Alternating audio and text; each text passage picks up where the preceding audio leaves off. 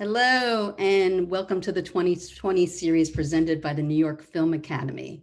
The 2020 series are creative conversations with visionaries about craft, creativity, and collaboration. We'll do 20 minutes of tech talk, and especially with our amazing, sophisticated, awesome guest, and then 20 minutes of answering questions from you, the global audience. So please tune in. I'm Liz Hinlein, creative director and filmmaker, and I'm so beyond thrilled to present Marcus Stokes, an amazing director, and hailing from chilling out, well, not chilling out, in Canada. Hi Uh, guys. hey, Marcus, waiting to start shooting. What are you up there for, Marcus? I am up here to do a couple episodes of The Flash. So I'll be doing the last episode and then two before it, because the way the scheduling works, you do two before and then when you start shooting, someone else is prepping, et cetera, et cetera. So I'm doing two episodes of Flash, including the season finale. So that's a big kudos, isn't that? To get Yeah, the it's thing kind of going. fun. It's kind of fun to do the season finale. That's always pretty interesting. It's the first one I've done. So I'm sure there'll be some end of season speeches that have to be had, but it should be fun. Is this what is the genre of the Flash? And is this like your happy spot doing this type of show? Well, The Flash is a bit of a visual effects affair. So it is kind of where I started out. I started out as a visual effects intern, and then a visual effects artist, and then a visual effects supervisor, and that kind of led me into filmmaking through that universe. So this is, I guess, it's an area where I feel pretty comfortable. And do you find that they lean on you, or you're like sort of the smart one in the room? I mean, it's actually pretty interesting because I definitely know how the sausage is made. So there are some advantages and some disadvantages to that. Typically, the productions really like me. The visual effects houses generally do not, because sometimes they say something is significantly more complicated than it is, or we need to move that light in order to do this, and in reality, you don't really need to do that. And I've sort of, in order to save the day, when I say save the day, I don't mean be a hero. I just mean like to make sure you finish all your shots by the end of the day. Sometimes I've had to override the visual effects supervisors, and that is, generally frowned upon. But at the end of the day, I work for the production. You know Mm-hmm. what I mean? Like, my job is to get the best show we can get within the budget that we have. And, the visual effects companies, job, they're working for the show, but they're really working for the visual effects studio. So, not to say they don't care about the show or anything like that, but, their number one goal is to stay in business, right? And sometimes that doesn't jive with what the show needs. And so, it's a bit of a push and pull.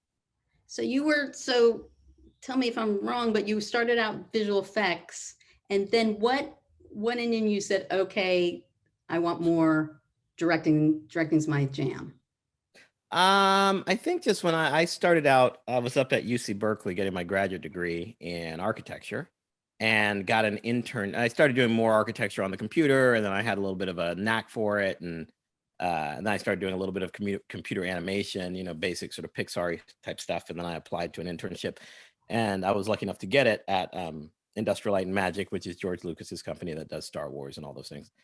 And I don't know, as soon as I ended up at Industrial Light and Magic, you're like, you're still three steps removed from filmmaking, but there are stages, right? There are green screen shoots. There are directors that show up. We would do, I forget what you used to call them before there was Zoom and stuff. We used to call them transmissions. They were very expensive, and like satellite line of sight or whatever it was. And like Steven Spielberg would be there talking about this, ET for some, 20-year redo that we were working on or whatever. So you had access to sort of see these directors. And I actually worked in the commercials department at ILM for a long amount of time. And so they had their own stable of directors. So then there were guys that I could actually talk to, and I just felt like I could do the job. So I just sort of made that, it looked like it was more fun than sitting behind a computer every day for 6 days, 7 days a week, sometimes, as the film is finaling. So yeah, that's kind of how that started. And have you found that it's more fun than sitting behind the computer? Yeah, it's definitely more fun. It's hard. It's different sort of difficult. But I mean, directing in general is, I mean, we can talk about like the differences between TV and music videos and all that stuff later, but directing is definitely more active. You're dealing with like meetings and being on set and shooting and prepping and doing stunts, and it's just more well-rounded. Mhm. I don't take anything away from visual effects. I still do it when I need to. I'll come off the bench and do a shot here or there for like one of my personal projects, or I still get calls from friends like, hey, we're having this issue here, do you got any advice or whatnot. But yeah, I find that it's more fulfilling would be probably the best word. And that's what's leading to me, because you've done commercials, music videos, TV, feature. As a director, what is the different, because not all directors cross over. That's There's true. attributes, some are uncomfortable in different parts of the medium, or they don't care. Hmm. And maybe in your mind, in a little bit more of a nutshell, what do you think is the different attributes that, say, like a feature director has as opposed to a TV director? Well, I mean, I don't know, like for me, I always just like, I don't know if I'm really answering this question, but it was a long road to sort of start working, and I had this vlog a long time ago called The Working Director, and I always felt like a failure because I wasn't really working, but I was calling the vlog The Working Director and blah blah blah. So I'm kind of losing the plot of your question, but what I'm trying to say is there's really a difference between, you go to the Directors Guild or you come to, podcasts like this and people tell you, oh, this is what I think, or this is how you should act, or blah, blah, blah. And I just think it's a lot more, it's really important for filmmakers to ask the right questions. Mm. Um, and the right question is generally not, what do you think about this? It's like, how did you do it? Right. Because I remember even when I was working, even when I was in grad school and I was trying to get into visual effects, right? And we would every now and then we'd meet somebody from Pixar or ILM or something like that. And you'd be like, well, how do I get into visual effects? And they like start saying all these crazy things. Oh, you need to take an art class and you need to do this. You need to like learn how to program, blah, blah, blah. And then you're like, well, how did you do it? And they're like, oh, well, I just built my own computer and I did this short, and they never line up, right? Mhm. So for Mhm. me, to answer your question, it was a hard road. And what I did was I worked at ILM. You could, if you filled out all the right papers, you could take out some of their 35 millimeter cameras, or at the time, there's only one 24p camera in existence on Star Wars. I think it was the Panasonic was the manufacturer, but the big Right, chunky one that they use on right. episode one. You could rent that camera for the weekend, no charge. Again, there were a lot of forms and insurance, and you had to have all your ducks in a row. And then you go out and just shoot what you wanted. So I went out, I worked in the commercial department. I went out and I did a bunch of like spec spots, right? Which know exactly what they are. But for people Yeah. that may not know they're on the podcast, a spec spot is just a term for a fake commercial, right? It's you make a commercial on your own, you put a real brand on it, whatever, and it's a fake commercial. And it's sort of recognized as this way for people to sort of get in the Mhm. commercials universe. Fast forward, I put 5 of those together, put a website up because I had sort of the ability, working in visual effects, to sort of make a website. And a year and a half later, or 4 years, I think I was just starting to work on the Matrix. So I'd moved over to Oakland. Somebody called me and they said, we want you to direct this car commercial. So I said, okay, right. And in doing that, right, I was just, I was Mhm. just like, sure, let's do it. Right. So in doing that, I was like, they were like, do you want to join the DGA? And I was like, yes, right? Because I figured if I get in the DGA and Mhm. I pay my minimum dues, you can never kick me out, right? Agreed, 100%. So I don't know that I'm answering your question, but I'm just letting you know, like, that was the road, right? I made a website of fake commercials. Someone thought they were real. They hired me to do a car commercial. I said yes. That gave me the option of joining the DGA. When you join the DGA, there's a lot of money you have to pay for like initiation dues. That was Mhm. basically the payment for the commercial. So I was like, great, it's a wash, right? And then at that point, I was in the DGA. I was still working in visual effects, but at least I now had that. I felt like I had taken a step forward. Huge. So Yeah. yeah, so for me, it's not really so much about the differences. I mean, nowadays we could talk about that, but I just wanted to give you a little bit of a background of, how the struggle started, and how, you know, people don't generally let you know the dirty secrets of how they got in. My cousin was the producer. I worked in this company and, you know, I was married to the guy who, whatever. You know, because there's always some sort of like that was the key that allowed me to give me that little opportunity, because otherwise, how do people become DPs? How do people become commercial directors? You know, it seemed really difficult. Oh, 100%. And also there's also the pulling back of the shade when you realize when you're actually on the set or you're actually making the thing. And a lot of times it becomes that they need a cog to fill that wheel. They need someone to be in that slot because they don't have anyone else to talk to the actors. So that should be you. Someone needs to. And so it becomes, that's where the craft and the art meet. And did you find that what did you carry over from your years of special effects into directing, like currently? Do you see, not just that you know how to talk to the team, but like, is there things you learned, especially working at a high level at like ILM, how to work with super senior people that? Well, no, I mean, traditionally, visual effects supervisors don't do that well when they start directing. Like, and the only reason I know that is because I was one of them. And every 3 or 4 years, a visual effects supervisor gets his button, gets to direct a movie. It generally doesn't go that well. And then it puts us all back 5 years, right? Like, I'll give you some examples, right? Aragon, right? Catwoman, you know, Oh, wow. right? Every now and then, and I might have my details wrong, so I'm sure somebody on the Zoom chat will be like, that wasn't a visual effects director. But my point is, every visual effects supervisor and many people, you know, film students, whatever, they all think they could do the job.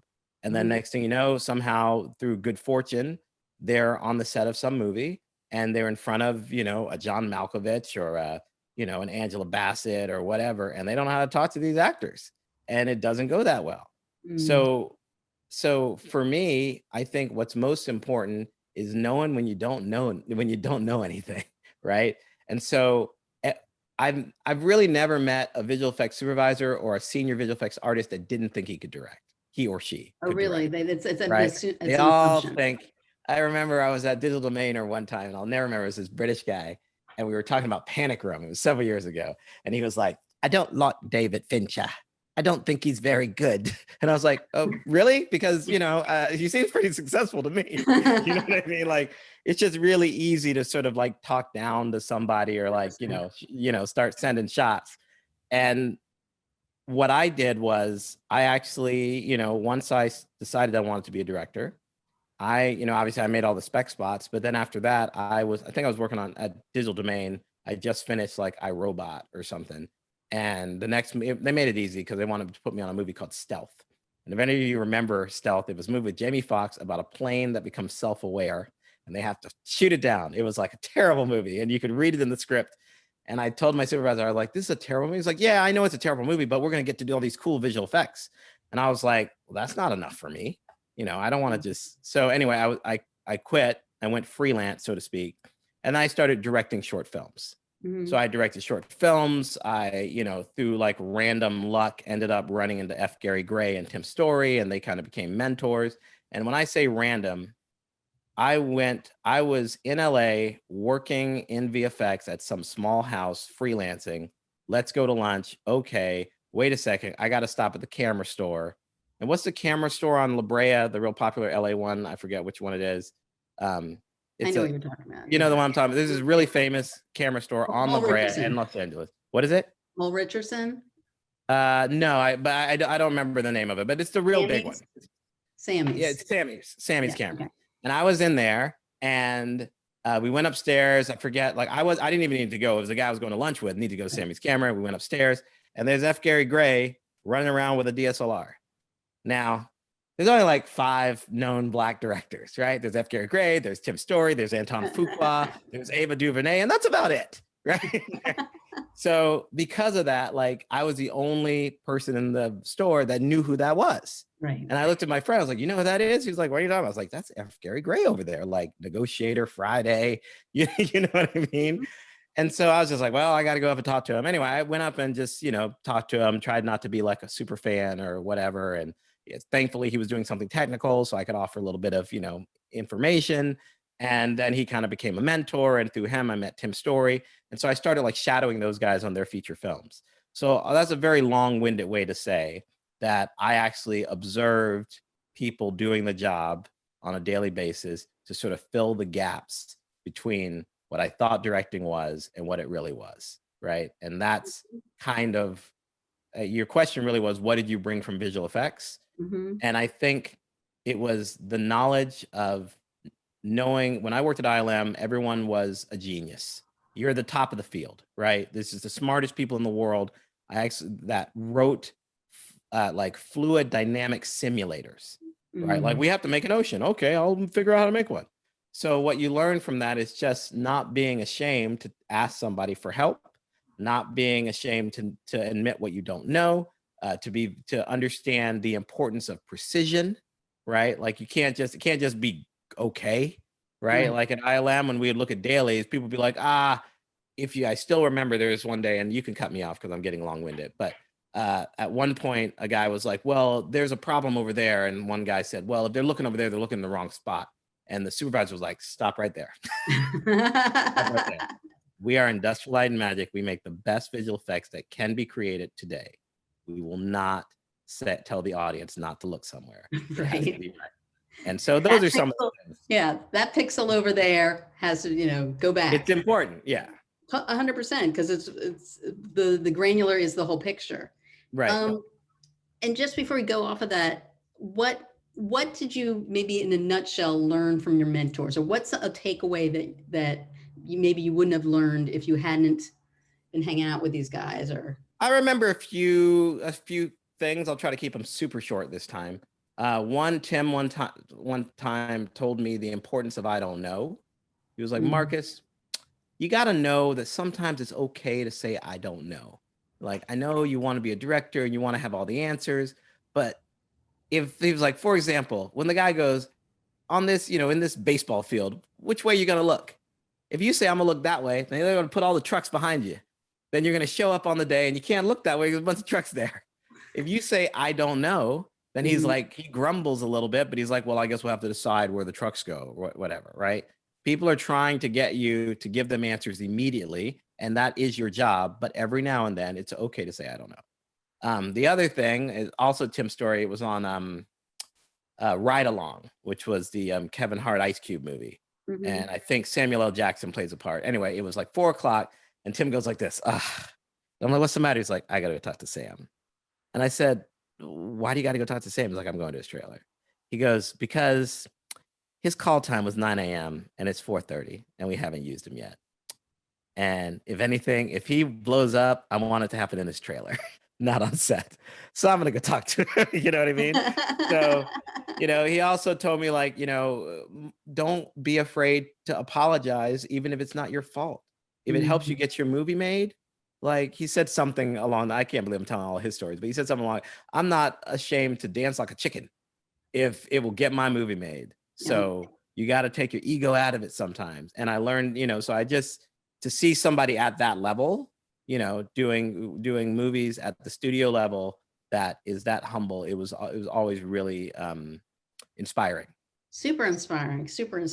And, and also seeing a male, who doesn't have to be right all the time is amazing. What I do want to get to, and we have a bunch of questions, but I do want to just jump into blocking. And Okay. do you have a blocking theory or blocking approach, or how do you think about blocking?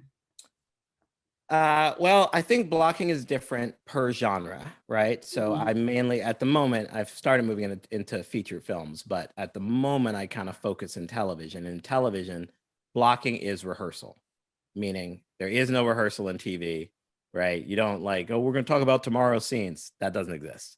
They show up to do scene 47 and they go, okay, you're going to start here and you're going to start there and blah, blah, blah, right? I block every scene I work on. Right, I block every scene because, well, there's a couple of things. One of them is because I'm a Black director and I feel like I have to be exceptional, right? Right. As a female, you know what I'm talking about, right? So I can't just show up and make it up. But I do think that blocking is super important You make sure you have a plan, and then you go on set and you see what happens, right? Because as long as you have a plan, if it all falls apart, you at least have something that you can look at. And if you just make some mental image, it's not enough. So I can actually show that'd be great. a couple of things. So just let me know when this is visible. So this is an example of what, this is the output. So I use a piece of software called Shot Designer to create this. Can everybody see this? Are we good? Yeah. Okay. So this basically gives me a list of all my people. I think this is from a Lone Star, 911 Lone Star that just aired, so I can show it. And I name all the cameras, and so the colors are setups. So purple is camera 3A, camera 3B, right? Green is camera 1A and camera 1B. So technically, the same colors can be shot at the same time, right? So so these two blues can be shot together without seeing each other, so to speak. Right. And then a couple other things. If you see ORS right there, that means over the right shoulder. I'm a little more specific instead of just saying over the shoulder. I think for me, I have to like think, am I over their right or over their left? And again, I'm just trying to rip through this really quickly. The other thing is there will always be, you'll always see a open. Where's my open? My open is down here, which is my opening shot. You'll see a closing shot, and then you'll see a reverse, which is where we do our turnaround, right? So you would start on this green one, right? Doot doot, and then you move to this blue, right? And then after the blue, then you'd go to the purple. So we turn around and we move all the lights, and then we do this brown and this pink. So then the output is this this little list, which is just a list of this. So let me stop that share, and then I will share the actual software itself. So that's what gets output, and anybody that wants it can have it. You know what I mean? Like any member of the team that wants to see it. Generally, I just send it out to the AD. So this is the software.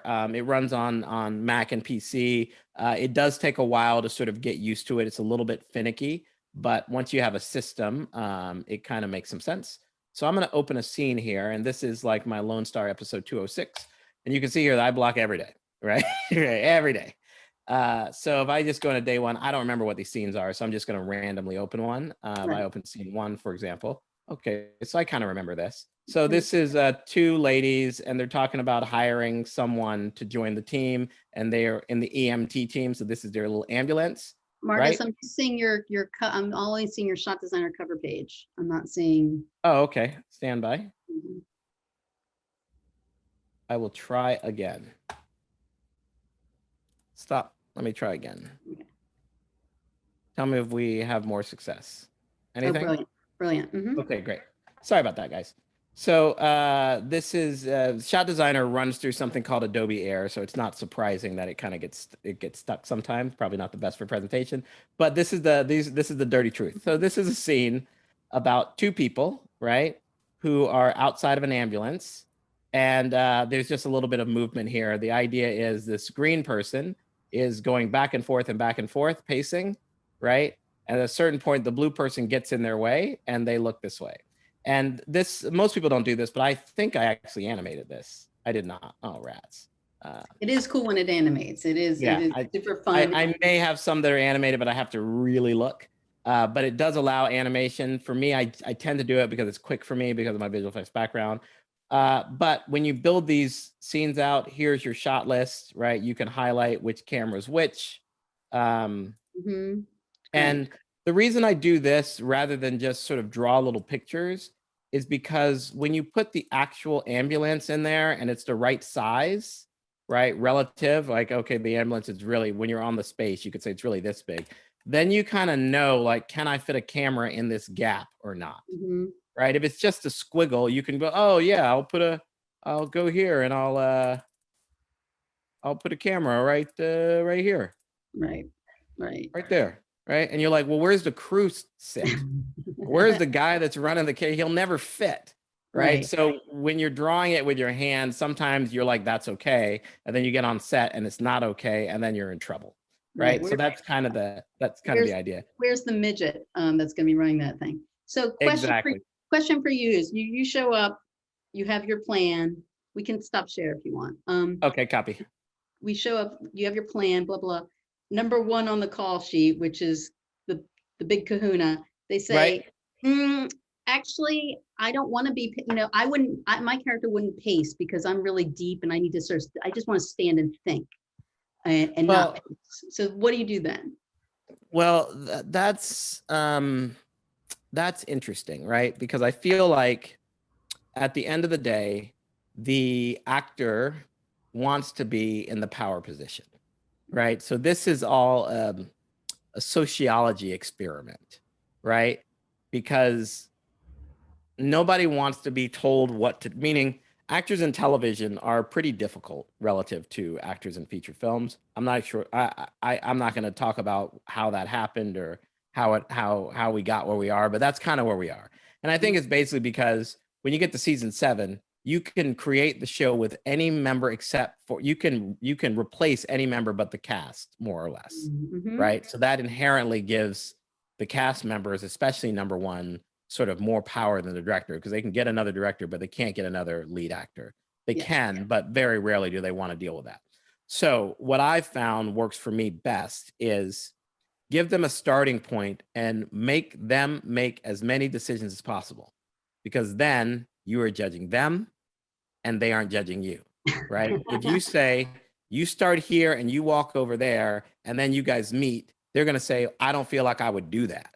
Right? If you say, you start there, let's see what happens, right? And they do something, then you know what I'm saying? Like then even if you give them adjustment and you say, I want you to actually go more toward the door because of this or that, even if they go, well, I don't think I would do that, at least you're sort of basing your comment on what they did.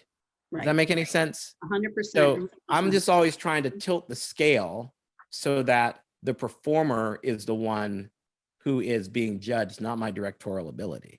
And it's not really about, well, who's getting judged or it's just about how do I get the scene done correctly? The actor is less inclined to be combative if he feels like he or she is the one that has made the decision and you're just adjusting their decision. Totally. Right? And it's their character and you're also they're not a puppet on a string. Right. But kind of they are, right? Well, kind of we they know, are, right? We know that, but then again, because you have to get all these, it's unlike film where you can sort of feel out where, if you had the time for rehearsal, where would the character go, then light that. Right. You're lit. Your camera, right. you don't have enough time to sort of wait and see, are they going to go stand on the other side of the ambulance in that little crevice and have a private moment? But the puppet on the string comment is pretty relevant. And I guess there was a director whose name I forget. But when I was coming up, going through all the programs and all that sort of stuff, he said, listen, I don't agree with, but I kind of understand why some of the bad behavior occurs when it does occur.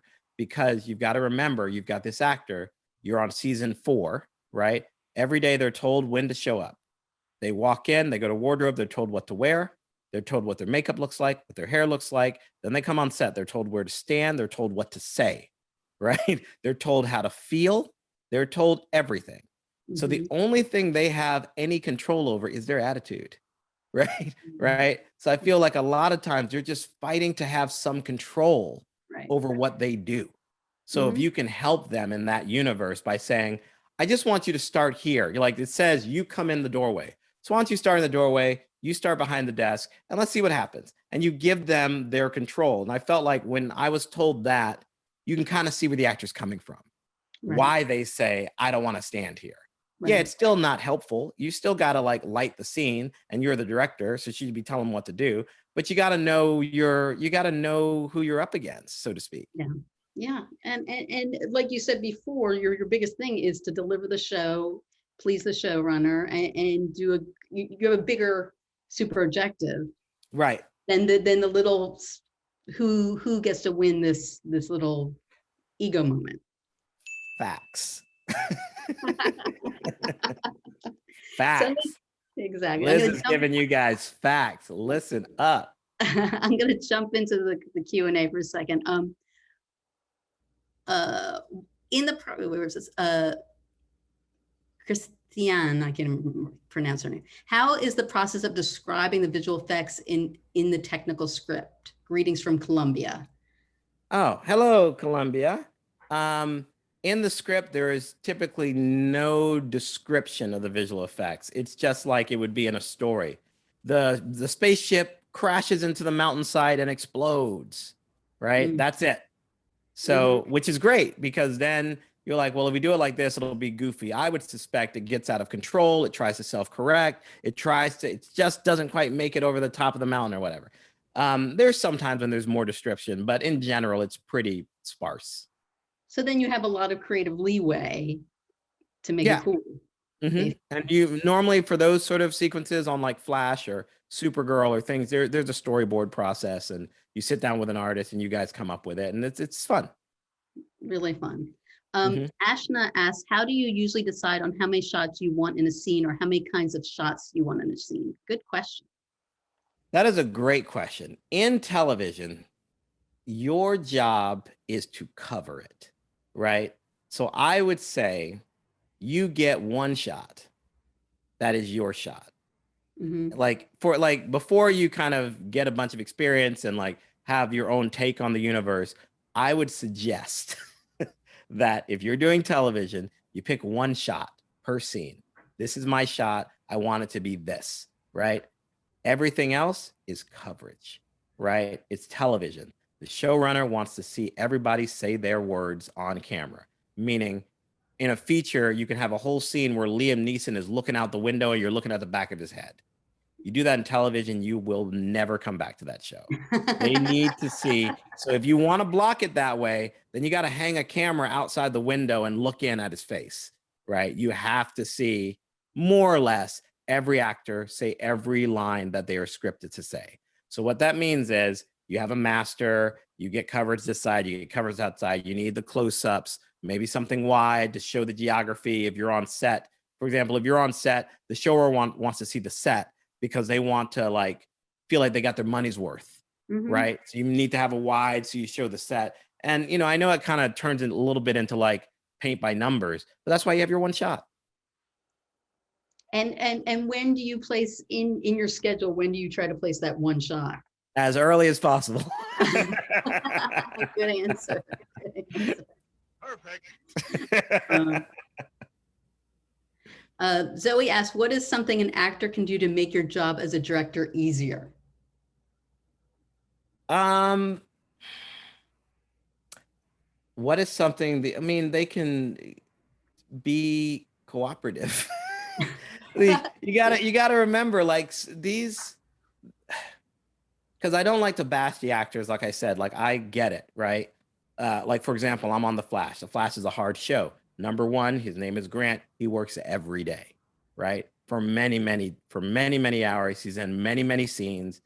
And you know, you just don't know what kind of a week is he having.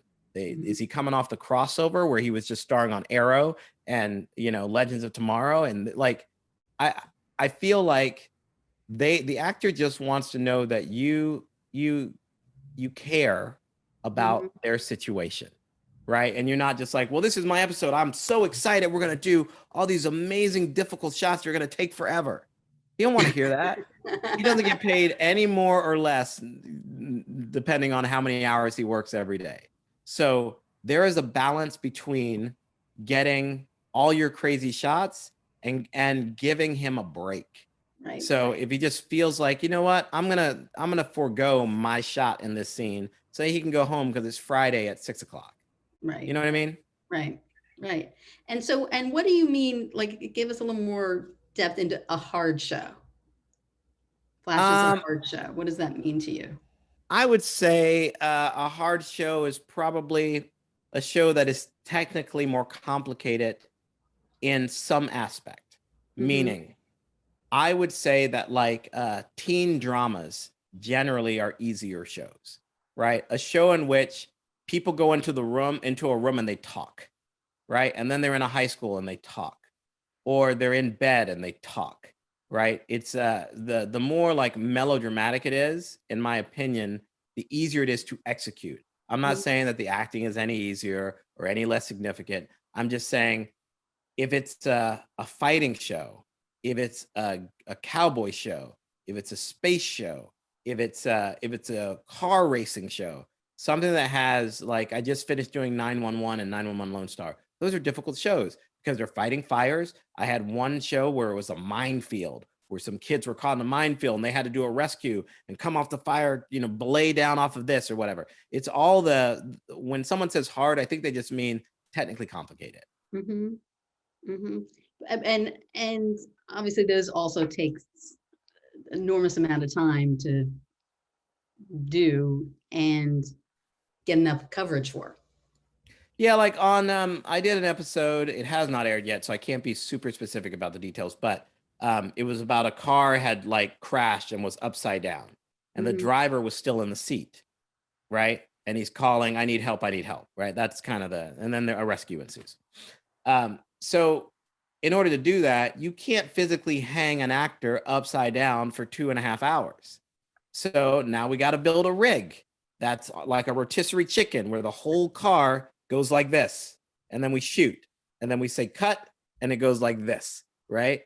That is technically challenging because you're losing so much time rotating the car. The guy can only be upside down so much time. He's, the blood's rushing to his head.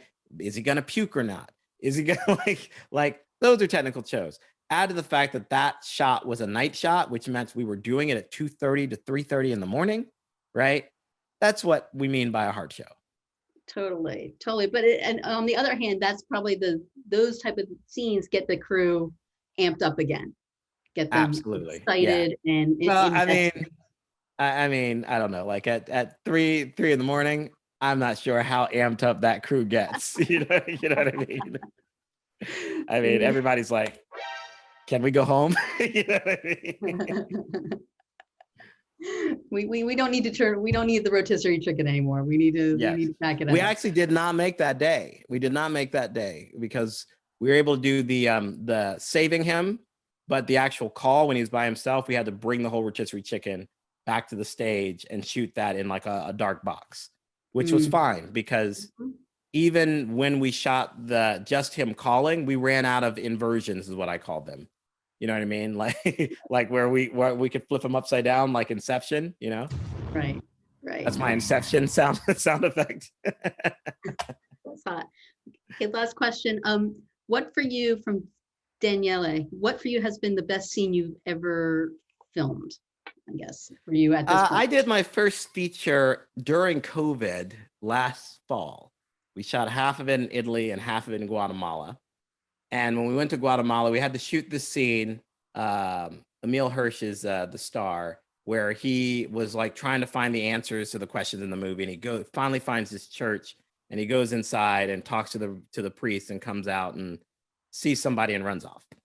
And in order to get that, it was in Guatemala. I think we were in the Antigua area. The churches are it's a very religious country, so the churches are these big things, and the whole town was like behind camera, like climbing up on light poles, and like this is the most exciting thing that's ever happened to their town. So that was pretty cool. So that was probably the most fun scene to like go from being an intern at Industrial Light and Magic, like literally like getting coffee and organizing the video tapes, to running a crew of 60, 70 people in a small village off of Antigua, Guatemala. That was pretty cool. That's hot. That's super hot. And that's inspiring. And that also goes to the 10,000 hours. You're not going to just jump from the coffee guy to being able to be respected. Even if you got that slot, would you know what you do? Would you know what to do if you had? And if I hadn't done the television, I wouldn't be able to do that feature either, because independent feature with no time and no money, like all the tricks of saving time in TV totally saved me on that feature film. That's awesome. So Marcus, this has been amazing. We are at our end point. Last question I like to ask is, if you weren't doing this for a living, what's something else you would be doing? I've had a few different careers, right? I was an architect major for a while. I worked in visual effects. I taught scuba diving in Maui for a summer and almost didn't go back to grad school.